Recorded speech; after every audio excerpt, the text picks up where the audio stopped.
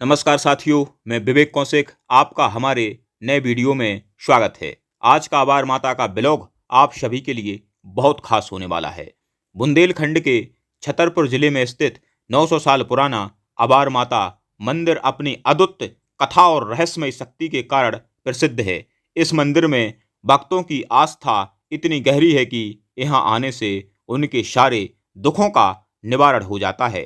खास तौर से यह मंदिर निसंतान दंपतियों के लिए एक आशीर्वाद के रूप में माना जाता है।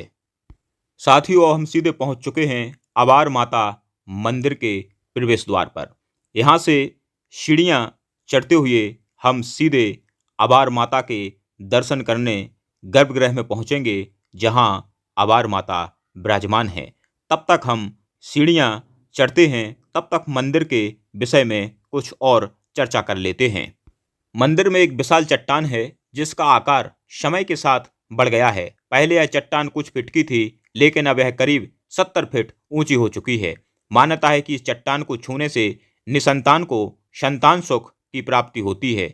यह चमत्कारी चट्टान भगवान शिव से जुड़ी हुई मानी जाती है और खासकर महाशिवरात्रि के दिन इसकी लंबाई में वृद्धि होती है। आभार माता मंदिर की कहानी आलाउदल से जुड़ी हुई है। कहा जाता है कि जब आलाउदल महोबा से माधवगढ़ जा रहे थे तो रास्ते में उन्हें अबेर हो गई। अबेर का मतलब देर है, तो उन्होंने यहीं पर रात्रि में डेरा डाल दिया और अपनी आराध्य देवी का आवाहन किया। तब माता ने उन्हें दर्शन दिए और माता की ही प्रेरणा से उन्होंने यहाँ मंदिर बनवाया था, जिसको आज हम आभार माता के नाम से जानते हैं। साथियों, मंदिर में हम वहाँ पहुँच चुके हैं जहाँ पर आभार माता विराजमान है। हमने यहाँ आभार माता के दर्शन किए।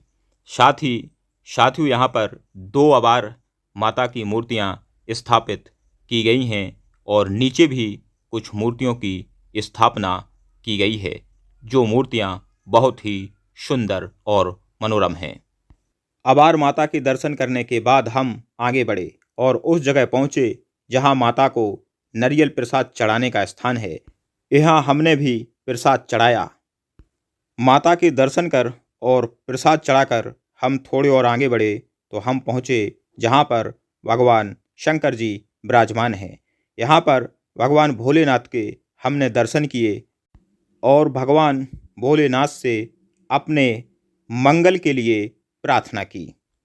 यहाँ से अब हम वापस मंदिर प्रांगण में पहुँचे, जहाँ पर बाहर से आए भक्तों के लिए बैठने, ठहरने और भजन आदि के लिए टीन शेड बना हुआ है। जो भी भक्तगण बाहर से आते हैं वह यहाँ बैठकर आराम एवं भजन करते हैं। जाते जाते हम मंदिर के बारे में कुछ और बातें जान लेते हैं। प्राचीन समय में यहाँ एक मड़िया बनाई गई थी, जिसमें देवी की मूर्ति हुआ करती थी। बाद में मड़िया को हटाकर मूर्ति को मंदिर में स्थापित कर दिया गया। इस चमत्कारी चट्टान को छूने के लिए भक्तों को एक विशेष तरीका अपनाना होता है। पहले हाथ उल्टा रखकर मन्नत मांगनी होती है और फिर मन्नत पूरी होने पर सीधे हाथ से धन्यवाद देना होता है। मंदिर तक पहुंचने के लिए 50 सीढ़ियां चढ़नी पड़ती हैं। यहाँ दूर दूर से श्रद्धालु माँ के दर्शन के लिए आते हैं। आभार माता मंदिर अपनी दिव्य शक्ति और रहस्यमयी आकर्षण के लिए श्रद्धालुओं के लिए आस्था का एक केंद्र बन चुका है। साथियों, जैसे ही आप आभार माता मंदिर पहुंचेंगे तो प्रांगण के बाहर आपको दुकानें दिख जाएंगी, जहां से आप आभार माता को चढ़ाने के लिए चुन्नी और प्रसाद खरीद सकते हैं। हमने भी यहीं से माता को चढ़ाने के लिए चुन्नी और प्रसाद खरीदा था। यदि आप किसी वाहन से आए हुए हैं तो यहीं बाहर आप पार्किंग में अपने वाहन को खड़ा कर सकते हैं। हमने भी अपने वाहन को यहीं पार्किंग में खड़ा किया था। दोस्तों, आज का हमारा आभार माता का ब्लॉग आपको कैसा लगा, हमें कमेंट करके ज़रूर बताएं। अगले ब्लॉग में फिर मिलेंगे, तब तक के लिए जय माता दी।